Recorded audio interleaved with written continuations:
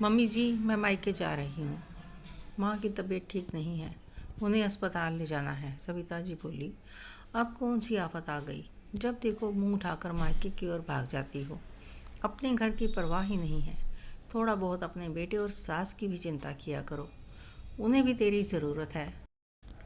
मेरे घुटनों में बहुत दर्द हो रहा है, मुझे मालिश कौन करेगा? विनी बोली। मम्मी जी, इस बारे में वापस आकर बात करूँगी, अभी मुझे जल्दी है। सविता जी, इसे तो अपने साथ ले जा, मुझसे ये नहीं संभलेगा। मम्मी जी, मैं अस्पताल जा रही हूँ, कहीं घूमने नहीं जाना कि बच्चे को साथ लेकर जाऊँ। विनी ने टैक्सी ली और जाते हुए फ़ोन करके अपने पति राजेश को बताया और कहा कि हो सके तो घर पर थोड़ा जल्दी चले जाना, क्योंकि संजू माँ जी के साथ है, वह दादी को परेशान ना करे। ठीक है, मैं जल्दी चला जाता हूँ, तुम फ़ोन करके बताना माँ की हालत। शाम को राजेश जल्दी घर पहुँच गया। उसे देखते सविता जी ने बोलना शुरू किया। देख बेटा, थोड़ा अपनी पत्नी को काबू में रखो। जब दिल करता है उठकर मायके चली जाती है, छोटे से बच्चे को अकेला छोड़कर। राजेश, क्या हुआ माँ, क्यों परेशान हो रही हो? आपके होते हुए संजू अकेला थोड़े ही है, दादी के साथ ये वैसे भी खुश रहता है। सविता, वह तो ठीक है, लेकिन इस बात का बहू को भी ध्यान रखना चाहिए। उसके अपने घर की भी कुछ जिम्मेदारियां हैं। मेरे घुटनों में हर समय दर्द रहता है, मुझे भी बहू की ज़रूरत होती है मालिश करवाने के लिए। तुम जानते हो मुझसे घर का काम नहीं होता है। उस पर संजू को भी मेरे पास छोड़कर भाग जाती है, मैं नहीं संभाल सकती इसको। माँ, आप भी थोड़ा बहू को समझा करो, उसका जाना भी ज़रूरी था। पता है आपको कि उसकी माँ की क्या हालत है? उनका बीपी 200 से ऊपर चला गया था, उन्हें चक्कर आ रहे थे। सविता, तो क्या हुआ? यह सब तो शरीर के साथ लगा रहता है, इसका मतलब यह नहीं है कि वह अपने घर की चिंता छोड़कर मायके जाकर बैठ जाए। अभी कुछ दिन पहले ही तो जाकर आई थी, आज फिर से एक नया बहाना। राजेश, माँ, बहाना नहीं है ये। पता है, अगर विनी के पापा माँ को अस्पताल ले जाने के लिए एम्बुलेंस नहीं बुलाते तो कुछ भी हो सकता था। बीपी बढ़ने की वजह से हार्ट अटैक भी आ सकता था।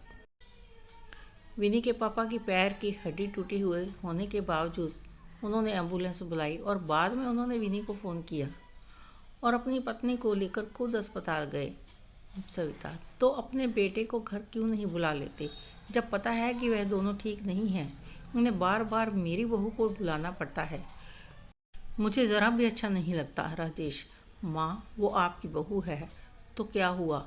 उनकी बेटी है वो, उनका बेटा यहाँ नहीं है, तो उनकी बेटी का फ़र्ज़ बनता है कि वह अपने माँ बाप का ध्यान रखे। वैसे तो दामाद भी बेटा ही होता है, हमारे होते हुए क्या उन्हें किसी बात की चिंता करनी चाहिए? आप ही बताइए, क्या आपकी बहू आपकी सेवा में कोई कसर छोड़ती है? आपके घुटनों में दर्द रहता है और वो आपके पाँव और घुटनों की मालिश करना नहीं भूलती, जब आप भी जानती हो कि आप अपनी बहू से मालिश क्यों करवाती हो। आपको अच्छा लगता है। याद है आप बुआ जी से बात कर रहे थे, बहू से सेवा करवानी हो तो दर्द का बहाना बना लो। इस तरह से सास होने का बहुत मज़ा आता है। सविता, तुम्हें ये सब कैसे पता चला? तुम्हें बुआ ने कहा वह सब? राजेश, नहीं, वह सब विनी ने अपने कानों से सुना था जब आप ये बात बुआ जी से कर रहे थे। फिर भी उसने आपकी मालिश करने में कभी आनाकानी नहीं की। विनी के ससुर कब से खड़े माँ बेटे की बातें सुन रहे थे। वे बीच में बोले, मैंने सब सुना, राजेश बिल्कुल सही कह रहा है। जैसी बहू तुम्हें मिली है ऐसी किस्मत वालों को मिलती है। अगर वह अपने माँ बाप का ध्यान रखती है तो तुम्हारा भी और इस घर का ध्यान रखना नहीं भूलती। तुम्हें तो सिर्फ अपनी ही पड़ी रहती है, लेकिन बहू को सबका ध्यान रहता है। जब उसके मायके जाने की बात आती है तो तुम्हें एतराज़ ज़रूर होता है। कहीं ऐसा ना हो जाए कि वो एक दिन तुम्हें ये सुना दे कि तुम्हें मालिश की ज़रूरत है कि नहीं, फिर भी वह एतराज़ नहीं करती तो तुम्हारी क्या इज़्ज़त रह जाएगी। ऐसे समय में तुम्हें अपनी बहू का साथ देना चाहिए, उसे अच्छा लगेगा और तुम्हारी भी दिलो जान से सेवा करेगी और करती भी है। अगर कभी उसने तुम्हें इग्नोर किया तो शिकायत मत करना, क्योंकि फिर हम अपनी बहू का साथ देंगे। हमारे लिए हमारा परिवार हमारा है, लेकिन बहू के लिए ससुराल और मायका दोनों ही उसके अपने हैं। तुम्हें बहू की कदर करनी चाहिए, उसे ऐसे समय में अकेले नहीं छोड़ देना चाहिए। आगे तुम्हारी मर्जी, तुम खुद समझदार हो। इतना कहकर राजेश के पिता वहाँ से चले गए। सविता जी सोच में पड़ गई कि बात तो सही है। सविता जी ने फ़ोन उठाया और विनी का नंबर मिलाया। कैसी है तुम्हारी माँ की तबीयत? विनी ने बताया कि बीपी कुछ कम हुआ है। डॉक्टर ने बोला है कि माँ को घर ले जा सकते हैं, लेकिन उन्हें आराम करना पड़ेगा। पर मैं सोच रही हूँ अभी माँ को 1-2 दिन अस्पताल में ही रहने दूँ, ताकि माँ की ठीक तरह से देखभाल हो सके, क्योंकि मुझे भी घर आना है। सविता जी ने कहा, नहीं बहू, तुम माँ को छुट्टी करवा कर घर लेकर आ। क्या तुम घर पर अपनी माँ की देखभाल नहीं कर सकती? पर मम्मी जी, संजू और आपकी मालिश, उस सब का क्या होगा? मैंने कहा ना कि तू छुट्टी लेकर आ जा, बाकी सब मैं देख लूँगी। तू किसी बात की चिंता मत कर। विनी को यह सब सुनकर बहुत अच्छा लगा। उसने माँ को अस्पताल से छुट्टी दिलाई और फिर अपने पापा को साथ लेकर घर आ गई। उनके घर पहुँचने पर विनी के सास ससुर और राजेश विनी के मायके पहुँच गए और सविता जी के हाथ में टिफ़िन था।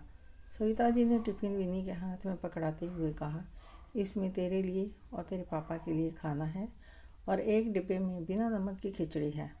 विनी, मम्मी जी, आपने इतनी तकलीफ़ क्यों की? मैं बना लेती। और आपके घुटनों का दर्द?